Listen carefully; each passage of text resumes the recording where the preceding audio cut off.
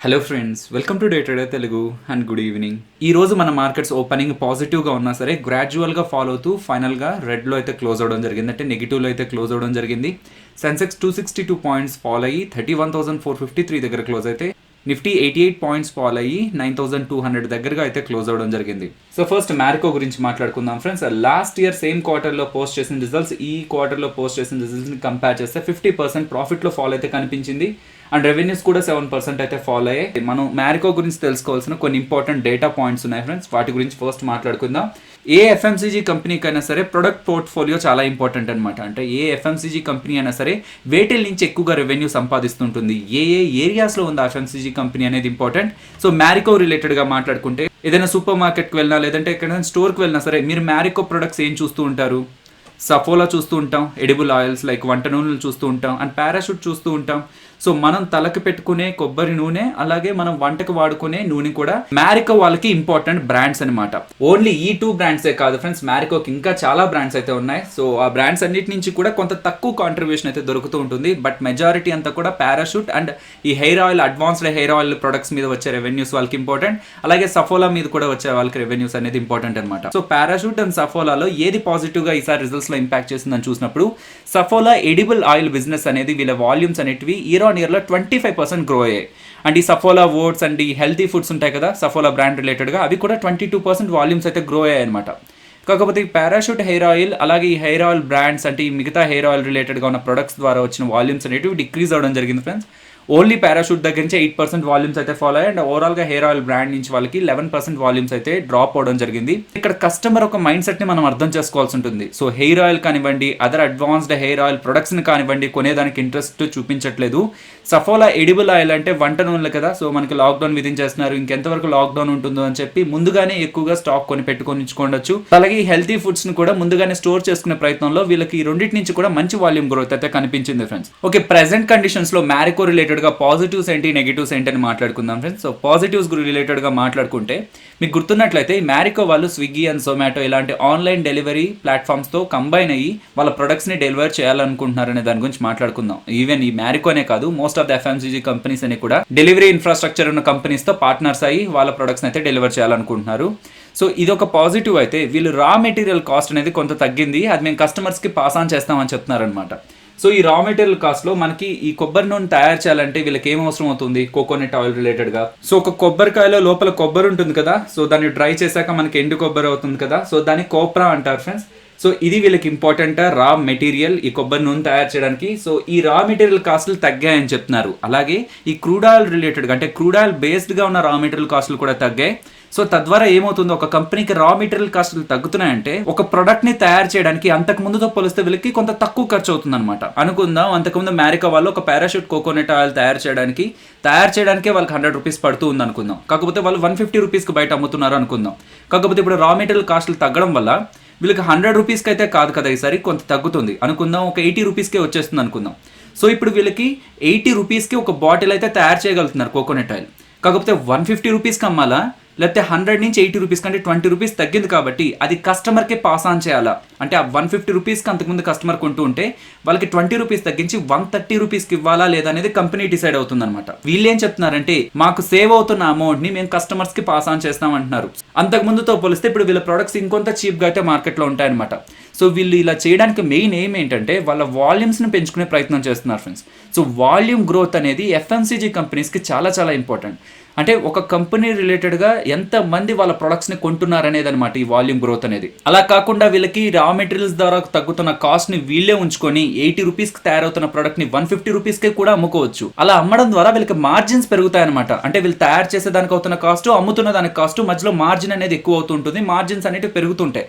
కాకపోతే ఒకవేళ ఇతర బ్రాండ్స్ కానీ వాళ్ళ ప్రైజ్లను తగ్గించి కస్టమర్ని అట్రాక్ట్ చేసే ప్రయత్నం చేసినట్లయితే ఇప్పటి వరకు మ్యారికో బ్రాండ్స్ యూస్ చేస్తున్న వాళ్ళు కూడా అంటే లాయల్ కస్టమర్స్ కూడా ఈ బ్రాండ్ని వదిలి ఇంకొక బ్రాండ్కి వెళ్ళడానికి కూడా ఛాన్స్ ఉంటుందన్నమాట. ఎఫ్ఎంసీజీ కంపెనీస్ ఎక్కువగా వాల్యూమ్స్ మీద ఫోకస్ చేస్తూ ఉంటాయి ఫ్రెండ్స్. పారాషూట్ బిజినెస్ లో కొంత డ్రాప్ కనిపించడం అనేది మనకి టెంపరీగా నెగిటివ్ గా కనిపిస్తుంది friends. Most of the FMCG companies supply chain disruption అయితే ఫేస్ చేస్తున్నాయి ఫ్రెండ్స్. అంటే ప్రొడక్ట్ ఒక దగ్గర అయితే తయారవుతుంది కానీ కస్టమర్ వరకు చేరేదానికైతే మధ్యలో కొంత ఇబ్బందులు అయితే ఎఫ్ఎంసీజీ కంపెనీస్ అయితే ఫేస్ చేస్తున్నాయి. కాబట్టి వాల్యూమ్స్ లో ఈ లాక్డౌన్ కంటిన్యూ అవుతున్నంత వరకు కూడా కొంత డిస్ట్రప్షన్ అనేది మనకు కనిపిస్తూ ఉంటుంది. లాక్డౌన్ కంప్లీట్ అయినట్లయితే ఆ ఎఫ్ఎంసీజీ కంపెనీస్ వాటి వాల్యూమ్స్ అయితే మళ్ళీ తిరిగి తెచ్చుకునే ప్రయత్నం అయితే చేస్తాయి. ఈ రోజు ఇంట్రోడే సెషన్స్ లో యాక్సిస్ బ్యాంక్ ఫాల్ కి అయితే one of the reason S&P వాళ్ళు చేసిన కామెంటరీ అనమాట. సో కొంత వెనక్కి వెళ్ళి మనం ఆలోచిస్తే 28 ఏప్రిల్ మనకి యాక్సిస్ బ్యాంక్ వాళ్ళు రిజల్ట్స్ పోస్ట్ చేశారు ఫ్రెండ్స్.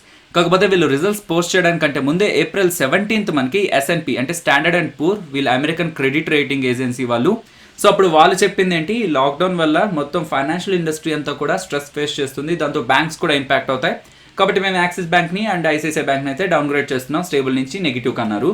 అండ్ ఈ రోజు కూడా వాళ్ళు కొంత కామెంటరీ అయితే ఇవ్వడం జరిగింది ఫ్రెండ్స్ యాక్సిస్ బ్యాంక్ రిలేటెడ్గా. So axis bank results post చేశాక వాళ్ళ క్రెడిట్ కాస్ట్ మేము అనుకున్న దానికంటే కూడా ఇంకాస్త వీక్గా అయితే ఉంది. అండ్ కమింగ్ టైమ్స్లో ఈ లాక్డౌన్ ఎక్స్టెన్షన్ అనేది ఇండియన్ బ్యాంక్స్ని ఇంకా నెగిటివ్గా అయితే ఇంపాక్ట్ చేస్తుంది. కాకపోతే నెక్స్ట్ 18 months వరకు కూడా యాక్సిస్ బ్యాంక్ తన మార్కెట్ పొజిషన్ అయితే హోల్డ్ చేస్తుందనే కామెంటరీ అయితే ఇచ్చారు. ఈ ఎన్బిఎఫ్సి కానివ్వండి, మైక్రో ఫైనాన్స్ ఇన్స్టిట్యూషన్స్ కానివ్వండి, బ్యాంక్స్ కానివ్వండి, ఇవి ఎవరికైతే అప్పులు ఇచ్చాయో ఈ లాక్డౌన్ కారణంగా వాళ్ళకి వచ్చే రెవెన్యూస్ అలాగే వాళ్ళు ఎర్న్ చేసుకునే ఇన్కమ్ అనేది తగ్గిపోతుంది. కాబట్టి వీళ్ళు ఎక్కడి నుంచి అయితే లోన్ తీసుకుంటారు వాళ్ళకి తిరిగి అలా పే చేయగలరు. సో తిరిగి పే చేయడానికి కొంత ఇబ్బందులు అయితే ఉంటాయి కదా లోన్ తీసుకున్న వాళ్ళకి, అది వీళ్ళని ఇంపాక్ట్ చేస్తుంది నెగిటివ్గా. ఎంతవరకు ఈ లాక్డౌన్ కంటిన్యూ అవుతూ వెళ్తూ ఉన్నట్లయితే ఈ ఫైనాన్షియల్ ఇన్స్టిట్యూషన్స్ మీద అంత ఇంపాక్ట్ అయితే పెరుగుతూ ఉంటుంది ఫ్రెండ్స్. అండ్ ఈ డేటాను గమనించండి ఫ్రెండ్స్, ఇది సిమెంట్ డీలర్స్ దగ్గర నుంచి చేసిన సర్వే అనమాట హెచ్ఎస్బిసి వాళ్ళు. సో ఇదేంటంటే నార్త్ రీజియన్ అంటే ఇది మన ఇండియాకి రిలేటెడ్గా, ఇండియాలో ఉన్న north and central, south, east and west ఈ ఏరియాస్లో సిమెంట్ ఒక డిమాండ్ ఎలా ఉంది, సిమెంట్ ప్రైజెస్ ఎలా ఉన్నాయి, సప్లై ఎలా ఉంది, వీటికి రిలేటెడ్గా ఇది డేటా ఫ్రెండ్స్ మనకి.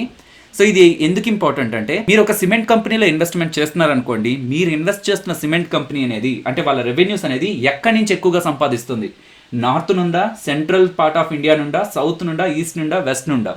సో ఏ పార్ట్ నుండి సంపాదిస్తుంది అనేది మీకు అర్థమైతే ఆ పార్ట్లో కండిషన్ ఎలా ఉందో చెక్ చేసుకోవచ్చు ఫ్రెండ్స్ ఈ డేటా నుంచి. సిమెంట్ కంపెనీస్ ఓవరాల్ ఇండియా మొత్తం బిజినెస్ చేయవా అంటే మోస్ట్లీ ఒక ఏరియాకే కాన్సన్ట్రేషన్ ఎక్కువగా ఉంటుంది. మీకు ఇతర ఏరియాస్లో కూడా వాళ్ళు బిజినెస్ చేస్తున్నట్టు కనిపించినా సరే ఎక్కువ శాతం రెవెన్యూస్ ఫోకస్డ్గా ఒక పార్ట్ నుంచే తీసుకుంటూ ఉంటారు. సౌత్ ఇండియా రిలేటెడ్గా మాట్లాడుకుంటే India cements, Ramco cement, Sagar cement, Orient cement ఇవన్నీ కూడా సౌత్ బేస్డ్గా వాళ్ళ ఆపరేషన్స్ అయితే చేస్తుంటాయి, అంటే ఎక్కువ రెవెన్యూస్ని సంపాదిస్తుంటాయి. సో మీరు ఒకవేళ ఏదైనా సిమెంట్ కంపెనీలో ఇన్వెస్ట్మెంట్ చేద్దాం అనుకుంటే compared with other parts of India ఆ పార్ట్ ఎలా పర్ఫామ్ చేస్తుంది, అక్కడ ప్రైజింగ్ ఎలా ఉంది, సప్లై ఎలా ఉంది అనేది ఈ డేటాలో అయితే చెక్ చేసుకోవచ్చు. సో ఈ డేటా అయితే మీకు టెలిగ్రామ్లో అయితే ఉంటుంది ఫ్రెండ్స్. సో టెలిగ్రామ్ ఛానల్లో జాయిన్ అవ్వడం అయితే చాలా సింపుల్. మీరు ప్లే స్టోర్ నుంచి టెలిగ్రామ్ యాప్ అయితే డౌన్లోడ్ చేసుకోవాల్సి ఉంటుంది. డౌన్లోడ్ చేసుకొని మీరు రిజిస్టర్ అయిపోయాక మీ రైట్ హ్యాండ్ సైడ్ టాప్ కార్నర్లో సెర్చ్ సింబల్ ఉంటుంది ఫ్రెండ్స్, దాన్ని క్లిక్ చేస్తే మీరు సెర్చ్ చేయగలరు. దాంట్లో డే ట్రేడర్ తెలుగు అని చెప్పి కంప్లీట్గా ఇంగ్లీష్లో మీరు టైప్ చేసినట్లయితే ఆల్మోస్ట్ 50,000 మెంబర్స్ ఉంటారు. సో ఆ గ్రూప్లో జాయిన్ అయినట్లయితే ఈ డేటా అయితే మీకు విజిబుల్గా ఉంటుంది ఫ్రెండ్స్. సో మీ numbers or personal contact details అయితే కామెంట్ సెక్షన్లో పోస్ట్ చేయొద్దు. అశోక్ లీలాండ్ వాళ్ళు చెప్తున్నారు లాస్ట్ మంత్ అంటే ఏప్రిల్లో ఎటువంటి వెహికల్స్ని కూడా వాళ్ళు సేల్ చేయలేదని చెప్తున్నారు. వాళ్ళ మ్యానుఫ్యాక్చరింగ్ యాక్టివిటీస్ అలాగే కంపెనీస్ రిలేటెడ్గా డీలర్షిప్స్ కూడా అక్రాస్ ఇండియా ఎఫెక్ట్ అయ్యాయని చెప్తున్నారు అనమాట ఈ లాక్డౌన్ వల్ల. నెక్స్ట్ గ్రాఫైట్ ఇండియా వాళ్ళు చెప్తున్నది వెస్ట్ బెంగాల్లో ఉన్న వాళ్ళకి సంబంధించిన గ్రాఫైట్ ఎలక్ట్రోడ్స్ తయారు చేసే వాళ్ళ మ్యానుఫ్యాక్చరింగ్ ప్లాంట్ అనేది మ్యానుఫ్యాక్చరింగ్ స్టార్ట్ చేసింది. అంటే ఈ లాక్డౌన్ కారణంగా కొన్ని రోజులు ఆపేశారు కదా, మళ్ళీ దాన్ని రెజ్యూమ్ చేసిందని చెప్పి పాజిటివ్ అప్డేట్ అయితే వాళ్ళు ఇవ్వడం జరిగింది. నెక్స్ట్ వరుణ్ బ్రీవరీస్ గురించి మాట్లాడుకోవాలి. సో లాస్ట్ ఇయర్ ఈ పాయింట్ ఆఫ్ టైంలో వాళ్ళు పోస్ట్ చేసిన రిజల్ట్స్కి అండ్ ఇప్పుడు పోస్ట్ చేసిన రిజల్ట్స్కి కంపారిజన్ చూస్తే మీకు ప్రాఫిట్లో 50% గ్రోత్ కనిపించింది అనమాట. బట్ దీనికి మెయిన్ రీజన్ వీళ్ళ ట్యాక్స్ బ్యాలెన్సెస్ని, డిఫర్డ్ ట్యాక్స్ బ్యాలెన్సెస్ని రైట్ బ్యాక్ చేయడం జరిగింది. అది 73 crores దగ్గరగా వీళ్ళ ప్రాఫిట్ అండ్ లాస్లో అయితే యాడ్ అవ్వడం జరిగింది ఫ్రెండ్స్. కాబట్టి మనకి ఇక్కడ ప్రాఫిట్ అయితే కనిపించింది. వీళ్ళు చెప్తున్నది జనవరి అండ్ ఫిబ్రవరిలో మంచి వాల్యూమ్స్ అండ్ మంచి సేల్స్ కనిపించిన మార్చ్ లాస్ట్ 10 days అనేది ఇంపాక్ట్ అయిందని చెప్తున్నారు. సమ్మర్ అనేది కొన్ని సెక్టార్స్ లో ఉన్న కంపెనీస్ కి చాలా చాలా ఇంపార్టెంట్ అనమాట. ఈవెన్ సమ్మర్ లోనే ఎక్కువగా సేల్స్ మనకి జరుగుతూ ఉంటాయి. ఎయిర్ కండిషనర్స్ కానివ్వండి, రిఫ్రిజిరేటర్స్ కానివ్వండి, ఈవెన్ కూల్ డ్రింక్స్ కానివ్వండి, ఈవెన్ మనకి పెయింట్ సెగ్మెంట్ లో కూడా సమ్మర్ అనేది చాలా ఇంపార్టెంట్ ఫ్రెండ్స్ పెయింట్స్ కంపెనీస్ కూడా.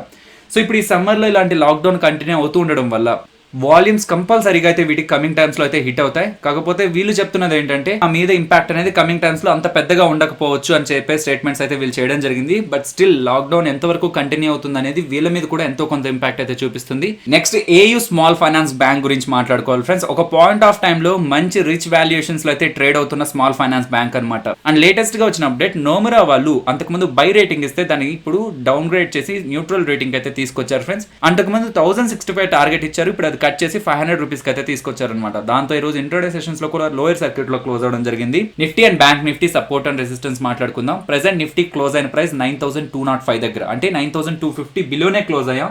కాకపోతే నెక్స్ట్ డే ఓపెనింగ్ అనేది ఏమాత్రం పాజిటివ్గా అయ్యి 9250 పైన మనకి మార్కెట్ ట్రేడ్ అవుతున్నట్లయితే ఇమీడియట్గా 9250 అయితే మనం కన్సిడరేషన్లోకి తీసుకోవచ్చు ఫ్రెండ్స్. బిలో 9250 నెక్స్ట్ మన లెవెల్ అయితే 9120. ఆ లెవెల్ కూడా బ్రేక్ అయినట్లయితే నెక్స్ట్ మార్కెట్ 9000 లెవెల్ని బ్రేక్ చేయడానికి ఎక్కువ % ఛాన్సెస్ అయితే ఉన్నాయి. నెక్స్ట్ ఇక్కడ నుంచి నిఫ్టీ టాప్ సైడ్కి వెళ్తున్నట్లయితే 9380 to 9400 ఈ 20 పాయింట్ రేంజ్ని అయితే గమనించండి ఫ్రెండ్స్. అది మనకి రెసిస్టెన్స్గా యాక్ట్ అవ్వడానికి ఛాన్స్ ఉంది. And next bank Nifty support నిన్న మనం మాట్లాడుకుంది 19280. ఈరోజు క్లోజింగ్ అనేది 19270 అరౌండ్ అయినట్లుంది. సో ఇంచుమించు సపోర్ట్ దగ్గరే ఉన్నాం ఫ్రెండ్స్. మళ్ళీ అదే చెప్తున్నాను, ఓపెనింగ్ మనకి పాజిటివ్గా అయినట్లయితే 19280నే సపోర్ట్గా గమనించండి.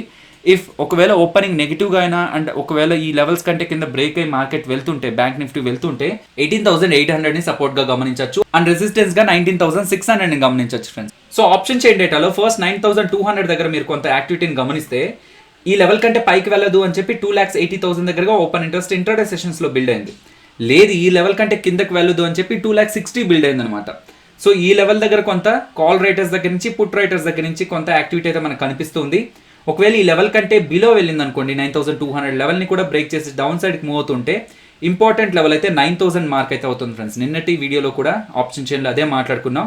కాకపోతే ఇంట్రాడే సెషన్స్లో మనకు కొంత ఎక్కువ యాక్టివిటీ కనిపించింది 9100 కాబట్టి ఇమీడియట్గా ఫాలో అవుతుంటే 9100 దగ్గర కూడా మనం సపోర్ట్గా అయితే ఆప్షన్ చైన్ ప్రకారం అయితే గమనించవచ్చు. 9200 బ్రేక్ చేసి టాప్ సైడ్కి వెళ్తూ ఉంటుంది అనుకుంటే మీకు ఇంట్రాడేలో 9300 దగ్గర, 9400 దగ్గర, 9500 దగ్గర కూడా స్ట్రాంగ్ డేటా అయితే కనిపించింది. బట్ ఈ మూడిట్లో కంపేర్ చేస్తే 9400 దగ్గర మాత్రమే ఇంట్రాడే సెషన్స్లో కొంత స్ట్రెంత్ అనేది కనిపించింది అనమాట. ఆల్మోస్ట్ 7 lakhs ఓపెన్ ఇంట్రెస్ట్ అక్కడ బిల్డ్ అయింది కాబట్టి ఇమీడియట్గా మార్కెట్ మనకి టాప్ సైడ్కి వెళ్తున్నట్లయితే 9400 అండ్ అది బ్రేక్ అయితే 9500 అనే డేటా పాయింట్స్ని అయితే మనం గమనిస్తాం. సో ఇది friends option chain data Nifty రిలేటెడ్గా. కాకపోతే 9250 మార్క్ బ్రేక్ అయినట్లయితే మార్కెట్ అనేది ఫర్దర్గా మనకి ఇంకా వీక్నెస్ కూడా కంటిన్యూ అవుతూ ఉంటుంది. సో నెక్స్ట్ డే మార్కెట్ అనేది 9250 పైన ఓపెన్ అయితే మాత్రం 250నే ఇమీడియట్గా సపోర్ట్గా అయితే గమనించవచ్చు ఫ్రెండ్స్. సో ఫైనల్లీ ఇది ఫ్రెండ్స్ మన వీడియో నచ్చిందా? సో నచ్చినట్టయితే లైక్ చేయండి ఫ్రెండ్స్. అండ్ ఈ వీడియో మన వాళ్ళకి యూజ్ అవుతుంది అనుకుంటే తప్పకుండా షేర్ చేయండి. అండ్ మన ఛానల్ని సబ్స్క్రైబ్ చేయనట్లయితే కంటెంట్ ఒకసారి చూడండి. కంటెంట్ నచ్చితే ఛానల్ని సబ్స్క్రైబ్ చేసి పక్కనే వచ్చే బెల్ ఐకాన్ కూడా క్లిక్ చేయండి. మరొక ఇంట్రెస్టింగ్ వీడియోతో మళ్ళీ మీ ముందుకు వస్తాను. అంతవరకు టేక్ కేర్. జై హింద్.